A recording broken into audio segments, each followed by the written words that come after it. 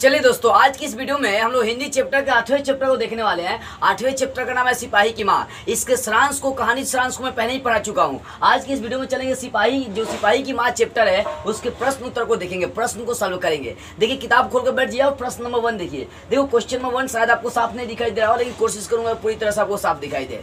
पहला क्वेश्चन है, बिस्नी और मुन्नी को किसी प्रतीक्षा है, वे डाकिये की राह क्यों देखते हैं। देखो बिस्नी और मुन्नी, कहानी जब तक नहीं पढ़ेंगे ना तब तक ये चीज आपको नहीं समझने वाली बाबू। इसलिए एक काम करो, पहले कहानी इसका जो एकांकी है इसका सारांश मैं बना चुका हूँ सिपाही की माँ, उसको एक बार जाकर आप देख लीजिए। देखो तो बिस्नी और मुन्नी दोनों को किसकी प्रतीक्षा है, तो लिखिएगा बस बिस्नी और मुन्नी दोनों को अपने मानक की प्रतीक्षा है। मतलब बिस्नी के बेटे का नाम क्या था, मानक था, और मुन्नी के भाई का नाम क्या था, मानक, क्योंकि दोनों क्या थे, भाई बहन थे। तो बिस्नी और मुन्नी को किसकी प्रतीक्षा है, तो लिखेंगे बिस्नी और मुन्नी को मानक की प्रतीक्षा है। आगे वे डाकिये की राह क्यों देखते हैं, वे डाकिये की राह अपने मानक की चिट्ठी के लिए मतलब देखते हैं। जब भी डाकिया आता है चिट्ठी ले लो तो मुन्नी दौड़ पड़ती है चिट्ठी के लिए, लेकिन जैसे ही डाकिये साहब के नजदीक जाती है, डाकिये साहब के पास जाती है तो वह एक मतलब अपना चिट्ठी नहीं पाती है, मानक के नाम से कोई चिट्ठी नहीं आया रहता है, वह दुखी हो जाती है। तो मुन्नी और बिस्नी को किसकी प्रतीक्षा है, तो लिखेंगे मुन्नी और बिस्नी को अपने बेटे मानक की प्रतीक्षा है, चाहे मानक की प्रतीक्षा है। और साथ में वो डाकिये की राह अपने बेटे की चिट्ठी के लिए देखते रहते हैं कि हो सकता है इस बार मेरे बेटे का क्या होगा, चिट्ठी आएगा। अब क्वेश्चन नंबर 2, बिस्नी मानक को लड़ाई में क्यों भेजती है। जो बिस्नी थी वो मानक को लड़ाई में क्यों भेजती है। देखिए बिस्नी का एक बेटी थी जिसका नाम मुन्नी था, वो सियानी हो चुकी थी, शादी करने लायक हो चुकी थी। अगर उसकी टाइम पर शादी नहीं करी जाए तो ये जो समाज है थोड़ा सा अलग टाइप का है समाज। ये कहती है, मतलब बिस्नी कहती है, बिस्नी अपने मानक को क्यों भेजी। तो बिस्नी देखो, बिस्नी की एक बेटी थी जो सियानी हो चुकी है, अब सियानी हो चुकी है तो उसकी शादी ब्याह करना बहुत जरूरी था, और आजकल शादी करना दहेज चाहिए आपको। और बिस्नी क्या थी, बहुत गरीब थी, वो अपनी गरीबी अवस्था को देख कर अपने बेटे को क्या करी, भेज दी यहाँ से।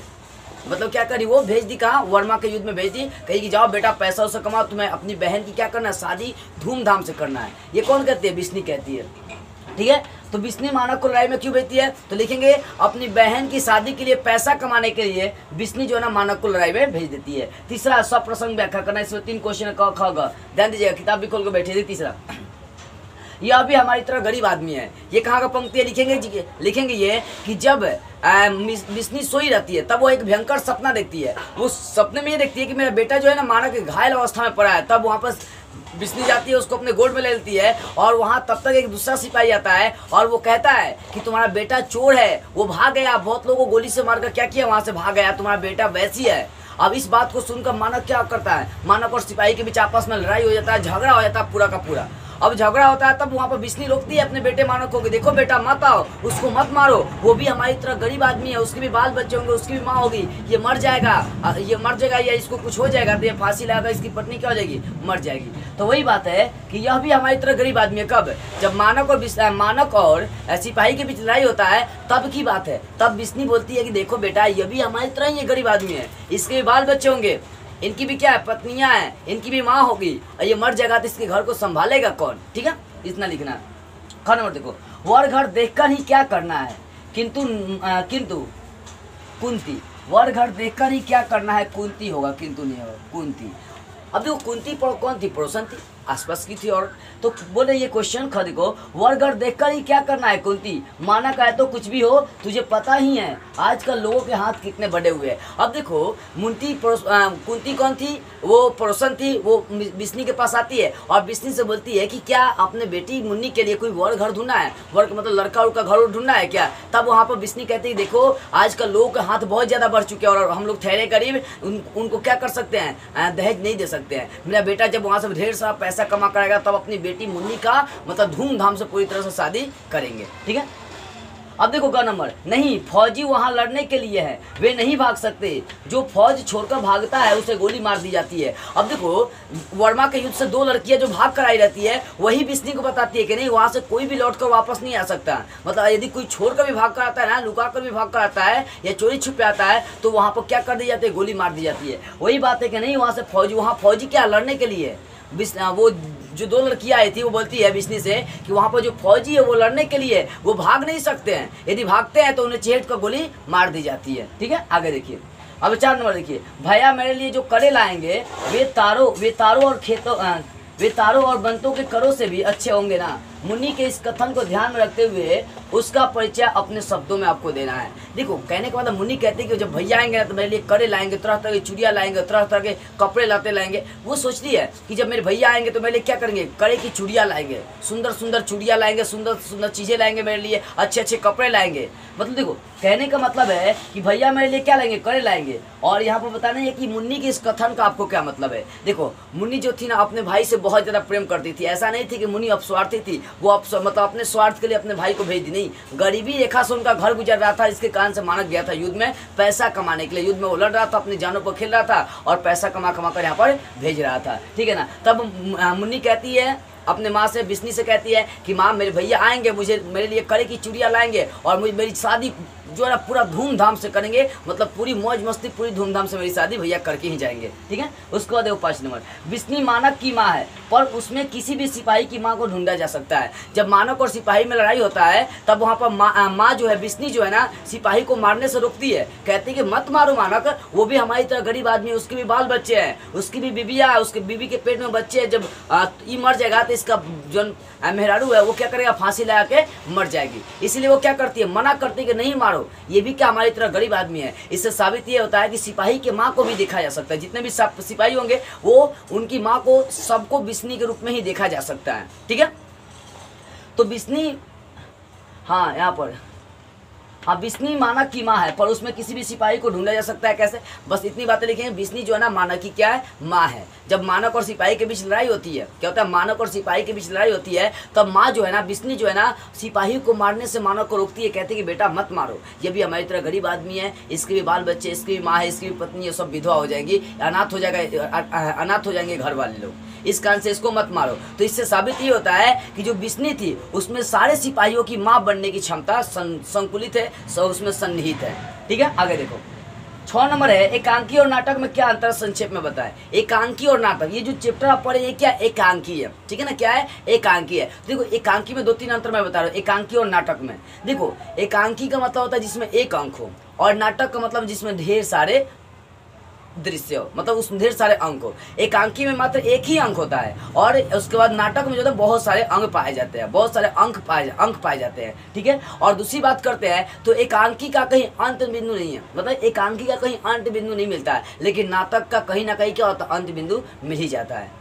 समझ में आ रही है। देखो एकांकी और नाटक ये आपके चैप्टर से थोड़ा हट के, लेकिन क्वेश्चन दिया तो बताना पड़ेगा। एकांकी में एक अंक होते हैं और नाटक में बहुत सारे अंक होते हैं। एकांकी छोटा होता है जबकि नाटक क्या होता है, बहुत बड़ा होता है, ठीक है ना। अब एकांकी 2 अंतर तो आप समझ गए। अब एकांकी में एक ही अंक होते हैं तो उसमें एक से अधिक दृश्य होते हैं, और नाटक में बहुत सारे अंक होते हैं तो उसमें बहुत सारे दृश्य पाए जाते हैं। समझ में आ रही बात है। तो नाटक और एकांकी में क्या अंतर, 2-3 अंतर लिख दें। नाटक और एकांकी में अंतर इस प्रकार है। पहला, नाटक में एक अंक होते हैं और उसके बाद इसमें लिखेंगे एकांकी एक और नाटक लिखना है। एकांकी में लिखेंगे एकांकी में एक अंक होते हैं जबकि नाटक में एक से अधिक अंक होते हैं। मतलब 2, 4, 5, 10 कभी नाटक की किताब लेकर देखिए लिखा होगा अंक 1, अंक 2। तो नाटक में एक से अधिक मतलब क्या होता है, अंक होता है, लेकिन एकांकी में मात्र एक ही अंक होते हैं। अब एकांकी का क्या होता है, एक अंत बिंदु होता है। एकांकी का एक अंत बिंदु होता है, एकांकी का कोई अंत बिंदु नहीं होता है। मतलब इसका अंतिम पॉइंट कहानी, जैसे ये भी कहानी था, बस वो सपने में उसका कहानी टूट जाता है, ठीक है ना। तो एकांकी का कोई अंत बिंदु नहीं है, लेकिन नाटक का एक अंत बिंदु होता है। एकांकी छोटा होता है लेकिन नाटक बड़ा होता है। तो 3 तरह का अंतर लिख सकते हैं आप। पहली अंतर यही लिख सकते हैं कि एकांकी में एक अंक होते हैं, नाटक में एक से अधिक अंक होते हैं, ठीक है ना। एकांकी का कोई अंत बिंदु नहीं होता है और नाटक का अंत बिंदु होता है। और तीसरी बात लिख सकते हैं कि एकांकी छोटा होता है लेकिन नाटक बहुत बड़ा होता है। 3 तरह का अंतर लिखना है। एकांकी में और नाटक में क्या अंतर है, तो बस इतने लिखेंगे, एकांकी में एक अंक, नाटक में एक से अधिक अंक, ठीक है ना। एकांकी का अंत बिंदु नहीं होता है जबकि नाटक का कोई ना कोई अंत बिंदु होता है। एकांकी बहुत छोटा होता है लेकिन नाटक बहुत बड़ा होता है। ये 3 तरह का अंतर आपको लिख लेना है, ठीक है। अब आगे देखो 7 नंबर, आपके विचार में इस एकांकी का सबसे सशक्त पात्र कौन है और क्यों। ये जो एकांकिया पर इसका सबसे सशक्त पात्र कौन है और क्यों? तो लिखना ये कि इस कहानी का सबसे सशक्त पात्र जो है ना बिस्नी है। कौन है? बिस्नी, क्योंकि बिस्नी शुरू से अंत तक चाहिए। लेकिन इतना कि इस कहानी का सबसे मजबूत देखी जाए पात्र चाहे आवरण जो है वो बिस्नी है, हीरोइन वही है इस कहानी का, क्योंकि शुरू से अंत तक बिस्नी छाई हुई है इस कहानी में। शुरू से लेकर हर पल तक कौन छाई हुई है? बिस्नी की कौन सा बिस्नी छाई हुई है। तो इस कहानी का सबसे सशक्त पात्र कौन है? तो बिस्नी है। क्यों? क्योंकि बिस्नी अपने बेटे को युद्ध के लिए भेजती है और वहाँ से फिर अब युद्ध के लिए खुद भेजी है और उसके बाद अब यहाँ पर चिंता जताई जा रही है कि मेरे बेटे के संग कुछ होना नहीं चाहिए, वो तरह तरह की बातें सोचती है। ठीक है ना? तो समझ में आ रही है बातें आपके यहाँ पर कि आपके विचार में इस एकांकी का सबसे सशक्त पात्र कौन सा है और क्यों है बताना है। तो बस इतनी बातें आपको लिखनी है कि हमारे विचार से इस कहानी का सबसे मजबूत जो पार्ट है वो है कौन? बिस्नी है, क्योंकि इस कहानी में शुरू से अंत तक बिस्नी है और बिस्नी की पूरी तरह से भूमिका है। इसलिए इस कहानी का सबसे मजबूत अंश कौन सा होगा? मजबूत अपनी भागीदारी कौन निभाया है? तो वो है बिस्नी। आगे देखो, दोनों लड़कियां कौन थी? तो बस इतनी बातें लिखना है कि दोनों लड़कियां जो थी ना वर्मा के युद्ध से मतलब जंगले होते हुए भागकर आई थी और बिस्नी के गांव में भीख मांगने का काम कर रही थी। इतने लिख लेना है। अब देखो आगे 9 नंबर, कुंती का परिचय आप किस तरह देंगे? तो लिखना है कि कुंती जो थी ना बिस्नी के अगल बगल की मतलब पड़ोसन थी। कुंती कौन थी? बिस्नी के पड़ोसन थी। कुंती कौन थी? बिस्नी की पड़ोसन थी। वह कभी काल बिस्नी के पास आकर सुख दुख बांटा करती है और पूछा भी करते कि तुम अपनी बेटी का कब शादी कर रही हो। तो वहाँ पर बिस्नी बोलती है कि जब तक मेरा बेटा नहीं आएगा तब तक हम लोग शादी ब्याह करने वाला नहीं है। तो कुंती के बारे में क्या बोलेंगे? कुंती बिस्नी के बगल की पड़ोसन है, मतलब बगल की रहने वाली औरत है जो कभी काल बिस्नी क्या करते हैं, कभी काल बिस्नी उसके पास चली जाती है कुंती के पास, कुंती कभी उनके पास चले जाती है और आपस में उन लोगों के बीच बातचीत होता है। ठीक है? आगे, मानक और सिपाही एक दूसरे को क्यों मारना चाहते हैं? देखो, मानक और सिपाही एक दूसरे को इसलिए मारना चाहते हैं क्योंकि वो दोनों अलग अलग देश के दुश्मन थे। एक था, ये था भारत है, मतलब ये अंग्रेज की तरफ से था मानक, और वो जो था ना वो जर्मन की तरफ से, जापान की तरफ से था। दो देशों में युद्ध हुआ था, जापान में हुआ था और अंग्रेजी सरकार की तरफ से जर्मनी में हुआ था। ठीक है? तो दो देशों में जब युद्ध हुआ तो वहाँ से मानक जो है ना क्या करता है? भागे अवस्था में आता है। देखो, कहने का मतलब जब बिस्नी सपना देखती है, जब वो सपने देखती है तो सपने में देखती है कि उसका बेटा जो है ना घायल पड़ा हुआ है पूरा का पूरा, और देखो बेटा जब घायल पड़ा हुआ है तब वहाँ उसका एक और सिपाही आता है। जब बेटा जो मानक है वो घायल पड़ा हुआ है तो एक और सिपाही उसको मारने के लिए आता है। वो दोनों एक दूसरे के साथ लड़ना स्टार्ट कर देते हैं। तो क्यों मारना चाहते थे? क्योंकि वो दोनों अलग अलग देश के दुश्मन थे। अब मान लो कि आप यहाँ पर पाकिस्तान में चल जाएंगे तो वो लोग का आरती उतारेगा, वो तो हुमाद अगरबत्ती दिखा के जय जय करना स्टार्ट कर देगा सब। या वहाँ का यहाँ चला है तो हम लोग आरती दिखाएंगे क्या? आने का मतलब नहीं है। मान लीजिए कोई आतंकवादी यहाँ चला है और यहाँ का आतंकवादी वहाँ चला जाए तो वो लोग भी नहीं छोड़ेगा, हम लोग भी नहीं छोड़ेंगे। वैसा ही मानक और सिपाही था। मानक और सिपाही एक दूसरे को इसलिए मारना चाहते थे क्योंकि वो दोनों अलग अलग देश के दुश्मन थे, वो दोनों अलग अलग देश के रहने वाले थे, जिसके कारण से एक दूसरे को ये मारना चाहते थे। तो क्वेश्चन है कि मानक और सिपाही एक दूसरे को क्यों मारना चाहते थे? लिख देंगे ये दोनों अलग अलग देश के मतलब क्या थे? अलग अलग देश के रहने वाले थे, जिसके कारण से एक दूसरे को मारना चाहते थे। आगे, मानक स्वयं को वासी और जानवर से भी बढ़कर क्यों कहता है? देखो, जब मानक अपनी माँ की गोद में लेटा है, मतलब घायल अवस्था में लेटा हुआ है, तब उस समय की बात है। तब उस समय सिपाही कहता है कि तुम्हारा बेटा जो है जानवर, बहसी है, दरिंदा है। क्यों? क्योंकि वो भाग कर वहाँ से आ गया है, युद्ध से भाग कर आया, कितनों को गोली मार दिया है, अब इसको छोड़ी नहीं जाएंगी। तो क्यों कहता है? वो स्वयं को कहता है कि हाँ मैं बहसी हूँ, मैं दरिंदा भी हूँ और साथ में मैं जानवर भी हूँ। ऐसा वो क्यों कहता है? ऐसा वो इसलिए कहता है, देखो ऐसा जो सिपाही था इसलिए कहता है क्योंकि ये डरपोक था, भाग कर आया था वहां से, इसको भी 2-4 गोली लगी थी, मार कर वहां से क्या हो गया? भाग कर चला आया। तो इसलिए सिपाही कहता है कि तुम्हारा बेटा जानवर है, तुम्हारा बेटा वैसी है, दरिंदा है, चोर है, क्या कर रहा है? मतलब बेईमानी करता, वहां से भाग कर चला आया। तब माँ बोलती कि नहीं मेरा बेटा ऐसा कुछ भी नहीं है। क्या तुम माँ की भावना को नहीं समझते हो? तो यही बात है। ठीक है ना? मानक और सिपाही, यहाँ पर मानक और सिपाही एक दूसरे को क्यों मारना चाहते? ये थे ना। हाँ, यहाँ पर मानक स्वयं को वैसी और जानवर से बढ़कर क्यों कहता है? बस इतना लिखिएगा। मानक जो है ना अपने आप को वैसी और दरिंदा चाहे जानवर इसलिए कहता है क्योंकि मानक वहाँ से कुछ आदमी को मारकर भागकर चला आया था, घायल अवस्था में पड़ा हुआ था। इसी कारण से मानक को वैसी और दरिंदा का नाम दिया गया सिपाही के द्वारा। आगे देखो 12 नंबर क्वेश्चन, मुन्नी के विवाह की चिंता नहीं होती तो मानक को लड़ाई पर नहीं भेजता। लड़ाई पर नहीं जाता, यह चिंता भी किसी लड़ाई से कम नहीं। क्या आप इस कथन से सहमत है? अपना पक्ष रखें। बड़ा नंबर क्वेश्चन है कि अगर मुन्नी की शादी करने की जिम्मेदारी नहीं होती ना, तो अपने बेटे बिस्नी कहती है कि अगर मुन्नी की विवाह करने की जिम्मेदारी नहीं होती तो मैं अपने बेटे को युद्ध में नहीं भेजती, यही सूखा रूखा खाकर हम लोग अस्थिर से रहते, अच्छे से जीवन जीते। लेकिन अब अपने बेटे की चिंता मुझको खाए जा रही है। ये जो चिंता है, मतलब एक दूसरे की चिंता करना, अपने बेटे की चिंता करना भी किसी युद्ध से कम नहीं है। माँ को नींद आ ही नहीं रही है, वो सिर्फ अपने बेटे मानव के बारे में सोच रही कि कुछ मेरे मानव को तो हुआ नहीं ना, कुछ हुआ तो नहीं। तो सिर्फ जो है ना, यहाँ पर जो बिस्नी है वो अपने बेटे के चिंता में डूबी हुई है, और ये जो चिंता है एक युद्ध से भी कम नहीं है। लिख देना है कि अतः हम लोग इस कथन से क्या है, सहमत है। अब देखो 13 नंबर, सिपाही के घर की स्थिति मानव के घर की स्थिति से भिन्न नहीं है, कैसे स्पष्ट करें? देखो सिपाही की स्थिति और जो मानव की स्थिति है, दोनों का क्या है, सेम है, अलग अलग स्थिति नहीं है। अब देखो सिपाही मानव जो है, मानव की भी क्या है, बहन है, माँ है, मानव की भी वाइफ होगी। तो मानव और सिपाही, क्योंकि देखो सिपाही दोनों ही थे दोनों क्या थे, सिपाही ही थे। कौन कौन? मानक और ये सिपाही दोनों क्या थे, अपने मतलब अलग अलग देश के रहने वाले ये सिपाही थे, अलग अलग देश के रहने वाले ये क्या थे, सिपाही थे। तो कहने का मतलब है कि सिपाही के जो घर की स्थिति थी वही मानव की घर की स्थिति से भिन्न नहीं है। लिखना ये कि मानव भी गरीब है और सिपाही भी गरीब है। इसी कारण से माँ बोलती है, मतलब बिस्नी बोलती है कि इसको मत मारो, यह गरीब हमारी तरह आदमी, हमारी तरह ही गरीब आदमी है, इसके भी बाल बच्चे होंगे, हो सकता है तू मार देगा इसको तो ये क्या हो जाएगा, इसका बाल बच्चा अनाथ हो जाएगा, इसको मत मारो। इससे साबित ये होता है कि जो सिपाही की स्थिति था वही स्थिति किसका है, मानव का भी है। अब देखो 13 नंबर क्वेश्चन, 13 नंबर हो गया। 14 नंबर, पथित एकांकी में दिए गए निर्देशों की विशेषताएं बताएं।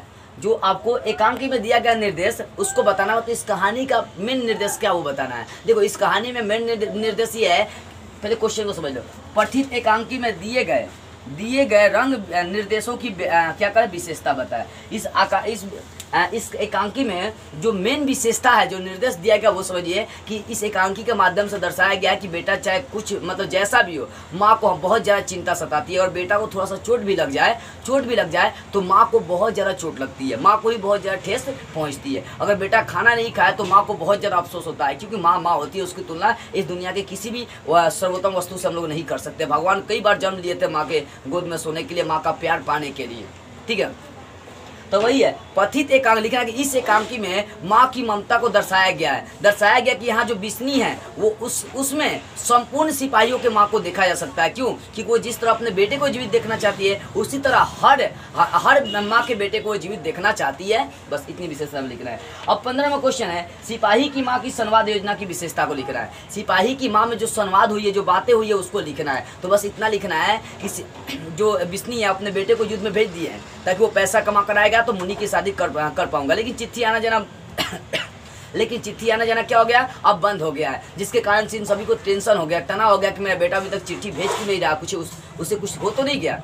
तब तक 2 लड़कियाँ आती है, लिखना कि तब तक 2 लड़कियाँ आती है। दोनों लड़की आने के बाद क्या करती है, इसे बताती है कि वहाँ बहुत भयंकर युद्ध हुआ है, रक्तचाप पूरा फैल गया वहाँ पर, हम लोग जैसे तैसे वहाँ से दौड़कर क्या हुआ है, भागे हुए नदी किनारे होते हुए भारत में तुम्हारे गाँव में आए हुए हैं। तब उस समय और ज़्यादा टेंशन हो जाता है किसको, बिस्नी को। अब बिस्नी जब रात को कुछ क्षण के लिए सोती है तब उसके सपने में एक भयंकर सपना ये आता है कि मेरे बेटे को कोई मारा है, उसको गोली लगी, वो घायल हो गया है। जब बिस्नी खुद उसके पास जाती है तो बिस्नी का जो बेटा था मानक, वो कहता है कि देखो माँ, मेरे पीछे सिपाही पड़ा हुआ, मुझे मारने के लिए आ रहे हैं। तब तक सिपाही सामने आता है और पूछता है कि तुम्हारा कौन है। बिस्नी बोलती है कि मेरा ये बेटा है। ये क्या है, मेरा बेटा है। तब वो कहता है सिपाही कि देखो ये तुम्हारा बेटा नहीं है, ये बैसी है, दरिंदा है, ये वहाँ के कुछ लोगों को मार कर चोरी छुपे भाग गया है, इसको जिंदा नहीं छोड़ेंगे। इस बात पर मानक और सिपाही के बीच, दोनों के बीच क्या होता है, झगड़ा होता है। अब दोनों के उपरांत जब झगड़ा होता है, दोनों के बीच जब क्या होता है, झगड़ा होता है, तब क्या होता है कि बिस्नी जो है उनको रोकने का काम करती है। मानक को बोलते हैं कि बेटा इसको मत मारो, ये भी हमारी तरह गरीब आदमी है, इसके भी बाल बच्चे, इसकी भी माँ है, सब क्या हो जाएंगे, इसके घर के लोग अनाथ हो जाएंगे, यही एक सहारा है। इससे साबित ये होता है कि बिस्नी में